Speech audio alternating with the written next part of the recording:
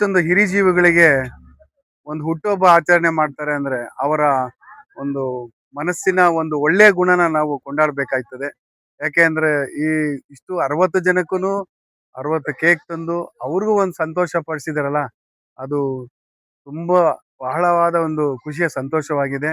ಹಾಗೂ ಪ್ರಸನ್ನ ಹಲವಾರು ಕಷ್ಟ ದುಃಖ ಎಲ್ಲವನ್ನು ಅನುಭವಿಸಿ ಈ ಮೆಟ್ಟಿಗೆ ಬೆಳೆದಿದ್ದಾರಲ್ಲ, ಅದು ನನಗೆ ಮನಸ್ಸು ತುಂಬಾ ಖುಷಿ ಆಗ್ತದೆ.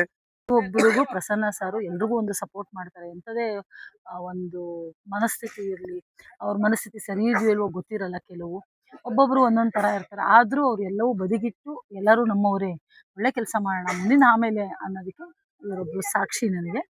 ಆಚರಣೆ ಮಾಡ್ತಾ ಇರೋದು ಉದ್ದೇಶ ಏನಪ್ಪಾ ಅಂದ್ರೆ, ನಾವು ಒಂದು ಸಂಸ್ಥೆ ಕರ್ನಾಟಕ ವಿಶ್ವಮಾನವ ಸೇವಾ ಟ್ರಸ್ಟ್ ಅಂತೇಳಿ ಆಶ್ರಮ, ಹಿರಿಯರ ಒಂದು ಆಶ್ರಮ ಮಾಡಿದೀವಿ.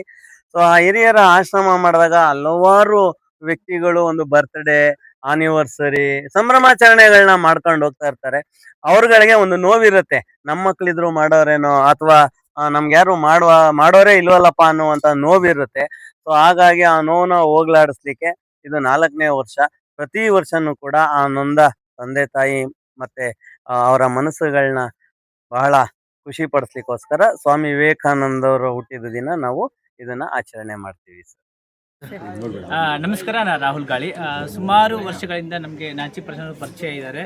ಸೊ ಅವರು ಏನು ಹಿರಿಯರಿಗೆ ಏನು ಅವ್ರಿಗೆ ಒಂದು ತಮ್ಮ ಇನ್ನೊಂದು ನೆನೆಸ್ಕೋಬೇಕಂತಂದ್ರೆ ಅವ್ರ ಮಗ ಇವತ್ತಿಲ್ಲ. ಯಾಕಂದರೆ ಅವ್ರ ಮಗ ಎಲ್ಲರೂ ಹಿರಿಯರಲ್ಲಿ ಇದ್ದಾರೆ ಅಂತ ಹೇಳ್ತಾ ಅವ್ರು ನೆನೆಸ್ಕೊಳ್ತಾ ಮತ್ತು ಅವ್ರಿಗೆ ತಮ್ಮ ಹುಟ್ಟುಹಬ್ಬವನ್ನು ಎಲ್ಲ ಹಿರಿಯರಿಗೆ ಅರ್ಪಣೆ ಮಾಡಿ ಸೆಲೆಬ್ರೇಟ್ ಮಾಡಿ, ಹಾಗೆ ಹಲವಾರು ಸಮಾಜ ಸೇವೆ ಮಾಡಿದಂಥ ವ್ಯಕ್ತಿಗಳಿಗೆ ಗುರುತಿಸಿ ಅವ್ರಿಗೆ ಪ್ರಶಸ್ತಿ ಕೊಡುತ್ತಾ, ಹಾಗೆ ಕಲಾವಿದರು ಕೂಡ ಅವ್ರಿಗೊಂದು ಸೇವೆ ಸಲ್ಲುತ್ತಾ, ಹಾಗೆ ಹಿರಿಯರ ನೆನಪಿಗಾಗಿ ಒಂದು ಗಿಡ ಅವ್ರಿಗೆ ಎಲ್ಲರಿಗೂ ಕೊಟ್ಟು ನೆಡುವ ಮೂಲಕ ಒಂದು ತುಂಬ ಅರ್ಥಪೂರ್ಣವಾಗಿ ತಮ್ಮ ಹುಟ್ಟುಹಬ್ಬವನ್ನು ನಮ್ಮ ಕರ್ನಾಟಕ ವಿಶ್ವ ಮಾನವ ಸೇವಾ ಟ್ರಸ್ಟ್ನ ಮುಖ್ಯಸ್ಥರಾದಂಥ ನಾಚಿ ಪ್ರಸನ್ನ ಅವರು ಮಾಡ್ತಾ ಇದ್ದಾರೆ.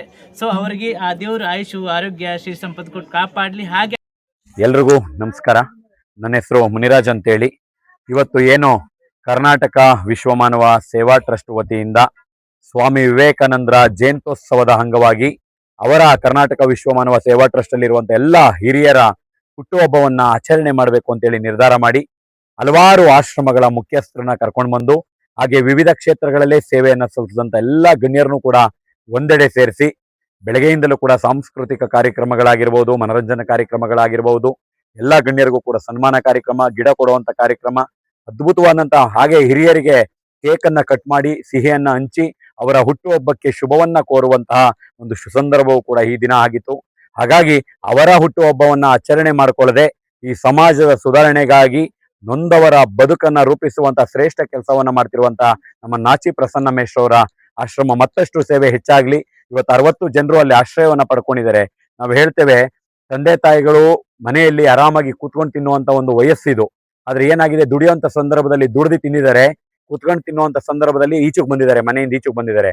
ಅಂತವ್ರನ್ನ ಕರ್ಕೊಂಡು ಬಂದು ಒಳ್ಳೆ ಆಶ್ರಯವನ್ನ ಕೊಟ್ಟು ಕುಂಡ್ರಿಸಿ ಅವರಿಗೆ ಆಹಾರ ಆಗಿರ್ಬೋದು, ವಸತಿ ಆಗಿರ್ಬೋದು, ಔಷಧೋಪಚಾರ ಆಗಿರ್ಬೋದು, ಎಲ್ಲವನ್ನೂ ಕೂಡ ನೀಡಿ ಅವರ ಒಂದು ಬದುಕನ್ನ, ಕೊನೆಯ ಬದುಕನ್ನ ಯಶಸ್ವಿಯಾಗಿ ನಡೆಸ್ತಿರುವಂತ ನಮ್ಮ ನಾಚಿ ಪ್ರಸನ್ನ ಮೇಶ್ರವ್ರಿಗೆ ಭಗವಂತ ಮತ್ತಷ್ಟು ಸೇವೆ ಮಾಡೋದಕ್ಕೆ ದೀರ್ಘಾಯುಸ್ಸು, ಆರೋಗ್ಯ, ಸುಖ, ಶಾಂತಿ, ನೆಮ್ಮದಿಯನ್ನ ಕೊಟ್ಟು ಕಾಪಾಡಲಿ.